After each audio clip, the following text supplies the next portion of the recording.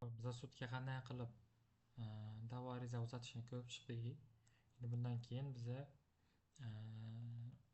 virtual qabulxona orqali fuqaro murojaatini uzatishni ko'rib chiqamiz.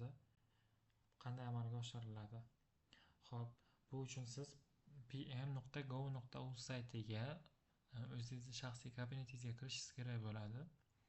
Bundan keyin saytni oxirgi bo'limiga o'tasiz va murojaat yuborish degan joyi chiqadi. Shu murojaat yuborish degan joyni tanlaganingizdan keyin bu yerdan siz izlashingiz mumkin. Misol uchun deylik, Bosh prokuratura. Mana chiqyapti Bosh prokuratura. Bosh prokuratura huzuridagi iqtisodiy jinoyatlarga qarshi kurashish departamenti yoki majburiy ijro byurosi yoki misol uchun DXX,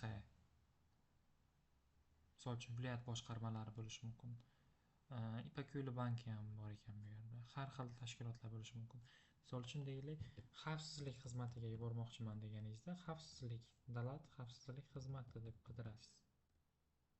Mana O'zbekiston Respublikasi davlat xavfsizlik xizmatiga bosasiz. Misol uchun pochta orqali ham murojaat qilishingiz mumkin.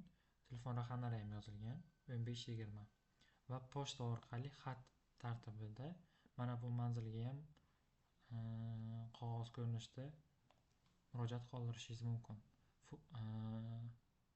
Qabul qilish jadval manzillari bor bu yerda. Funksiya vazifalari bilan tanishib chiqishingiz mumkin.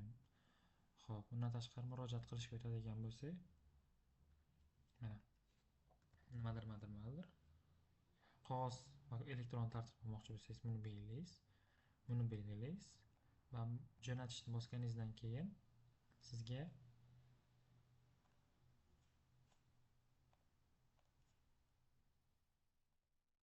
jo'natishni bosasiz, bu yerga kod keladi, to'g'rimi?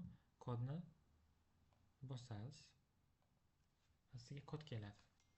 Bu kodni kiritasiz. 2560. Kiritganingizdan keyin siz davlat xavfsizlik xizmatiga murojaatingiz yuborilgan bo'ladi. Bu uchun ko'rish uchun buni bosasiz.